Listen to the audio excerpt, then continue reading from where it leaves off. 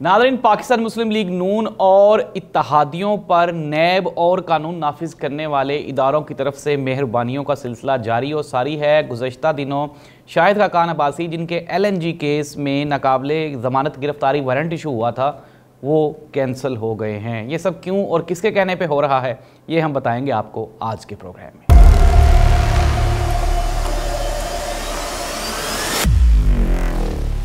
औज़ुबिल्लाहिमिनश्शैतानिर्रजीम, बिस्मिल्लाहिर्रहमानिर्रहीम। अल्लाहुम्मा सल्लि अला मुहम्मदिन व आलि मुहम्मद। करोड़ों दरूद व सलाम हज़रत मोहम्मद मुस्तफ़ा सल्लल्लाहु अलैहि वसल्लम पे और आप सल्लल्लाहु अलैहि वसल्लम की आल पे। ज़ाहिद अब्बास नकवी ऑफिशियल पे नाज़रीन खुश आमदीद।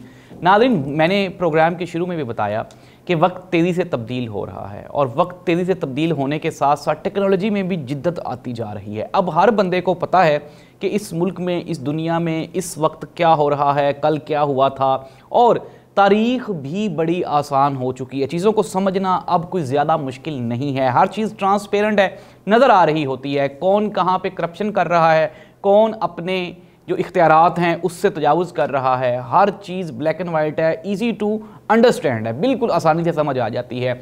गुज़श्ता दिनों हमने देखा कि चेयरमैन नैब ने रिज़ाइन किया और उसकी वजह क्या थी? सियासी मुदाखलत। और फिर शाहिद खाकान अब्बासी, जो कि अपनी क़ियादत से नाराज़ थे और अपने ओहदे से रिज़ाइन कर गए थे सिर्फ इसलिए कि वो कह रहे थे कि मैं मरीम नवाज़ की क़ियादत में काम नहीं कर सकता। फिर मरीम नवाज़ साहिबा को मनाने के लिए एक टास्क दिया गया शहबाज शरीफ साहब की जानिब से, और शहबाज शरीफ साहब ने मरीम नवाज़ को कहा कि आप जाएं और शाहिद खाकान अब्बासी को मनाएं। फिर कल हमने देखा कि पिंडी कन्वेंशन में, वर्कर्स कन्वेंशन में शाहिद खाकान अब्बासी को अपनी कुर्सी भी ऑफ़र की गई, और फिर उसके बाद नैब से जो उनका सबसे बड़ा केस था LNG का, उसमें उनके वारंट गिरफ्तारी वो भी मुअत्तल करवा दिए गए। दूसरी जानिब हमने देखा कि पाकिस्तान तहरीक इंसाफ के चेयरमैन इमरान खान साहब के वारंट इशू करवा दिए गए, यानी उनको पेशी का नोटिस चला गया। तो नाज़रीन, ये है पाकिस्तान में नैब। एक तरफ तो हुकूमत ने नैब में इतनी अमेंडमेंट्स कर दी हैं कि अब नैब वैसे ही जस्ट एक, वो कह लें कि बेजान परिंदा है, जब उसमें दिल करता है फूंक मारेंगे वो उड़ेगा और फिर चंद लम्हों के बाद वो बैठ जाएगा। और बड़े केसेस नहीं बन रहे चूँकि अपोजिशन पे और पाकिस्तान तहरीक इंसाफ पे, इसलिए अब कोशिश की जा रही है कि छोटे छोटे केसेस में इनको उठा लिया जाए और इनको डरा लिया जाए। लेकिन हमने फिर देखा भी कि ना ही तो पाकिस्तान तहरीक इंसाफ वाले डर रहे हैं और ना ही वो पकड़े जा रहे हैं, बल्कि उल्टा दिन ब दिन हर रोज़ उनकी मकबूलियत में इजाफ़ा होता जा रहा है। नाज़रीन, दुनिया की कौमें, पूरी दुनिया इसलिए तरक्की कर गई क्योंकि वहाँ पे कानून की पासदारी और कानून सबके लिए एक जैसा होता है। सब लोग कानून पे अमल दरामद करते हैं।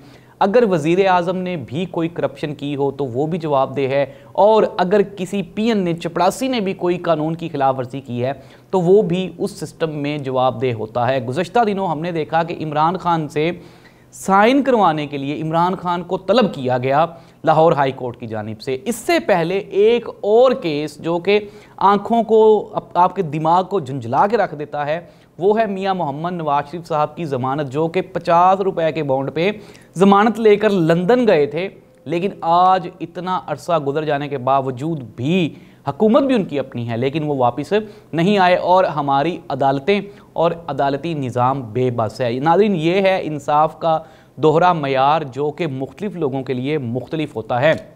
हुकूमत ने कल अता तारड़ साहब ने तकरीर करते हुए, प्रेस कॉन्फ्रेंस करते हुए अपने दिल की भरपूर भड़ास निकाली। उन्होंने कहा जी कि पाकिस्तान तहरीक इंसाफ ने कानून का मजाक उड़ाया है, हाई कोर्ट के तकद्दुस को पामाल किया है, इमरान खान साहब ने जलसा गाह बना दी थी।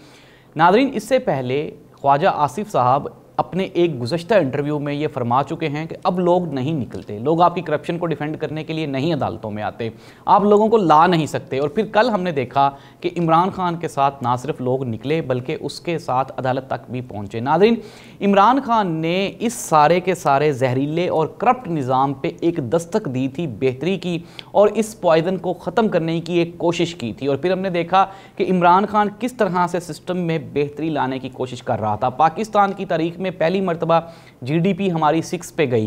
फिर उसके बाद हमने देखा कोविड में बेस्ट परफॉर्मेंस का जो अवार्ड था या जो भी नॉमिनेशंस थी वो पाकिस्तान के हिस्से में आई। पूरी दुनिया ने माना कि हमने बड़ी अच्छी वेल प्लान्ड हम खेले हैं और बड़ा हमने कंट्रोल किया है कोविड को, वरना पाकिस्तान जैसे मुल्क में बड़ा ख़तरा फैल सकता था। फिर हमने देखा कि जिस तरह से इन्वायरमेंटल चेंजेस के इशू को लेके इमरान खान ने परफॉर्म किया। फिर अगर हम अवामी सतह पे देखें, हेल्थ कार्ड, राशन, सस्ता राशन स्कीम, फिर उसके बाद लंगर खाने, पनाह गाहें, ये इमरान खान के वो काम हैं जिसने इमरान खान को दूसरे तमाम सियासतदानों से मुमताज़ और नुमायां हैसियत दे दी है। यही वजह है कि मौजूदा हुकूमत को बिल्कुल भी समझ नहीं आ रही कि 30 साल इक़्तिदार में रहने के बावजूद कोई भी एक ऐसा प्रोजेक्ट नहीं है जिसको ये लोगों के सामने पेश कर रहे हैं। और यही वो चीज़ होती है जो आपको अवाम में लेके जाती है। नाज़रीन, सियासतदान जिस तरह से हम लोग सहाफ़ी हैं या मीडिया पर्सनस हैं, तो हमारी ज़िंदगी और मौत जो है वो हमारे व्यूवर्स के साथ जुड़ी हुई है। अगर व्यूवर्स हमें देखेंगे ही नहीं,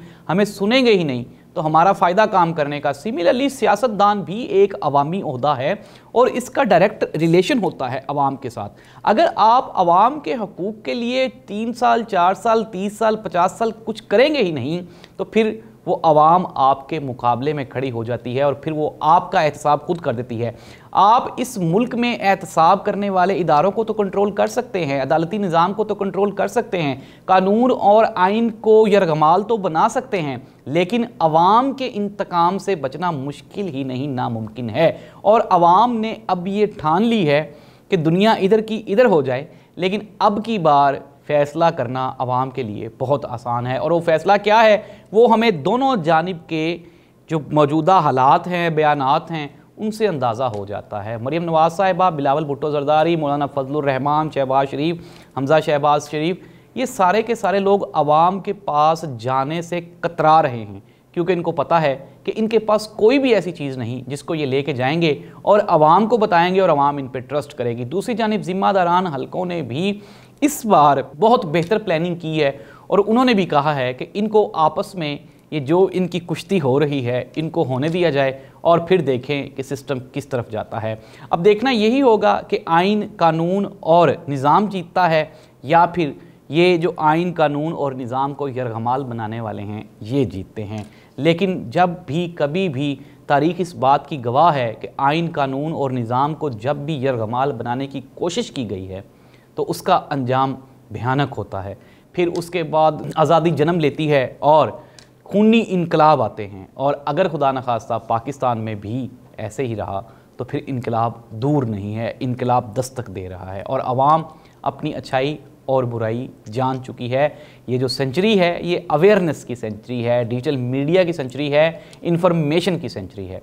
तो आप इस सिस्टम को समझें, खुदारा ये जो दस्तक है इसको वार्निंग समझें और निज़ाम को चलने दें। अगर निज़ाम नहीं चलेगा तो हालात कशीदा हो जाएंगे। अपने मेज़बान जाहिद अब्बास नकवी को इजाज़त दें। इंशाल्लाह अगले प्रोग्राम में दोबारा मुलाकात होगी। अपना और अपने से मुंसलिक लोगों का ख्याल ज़रूर रखें। अल्लाह हाफ़िज़।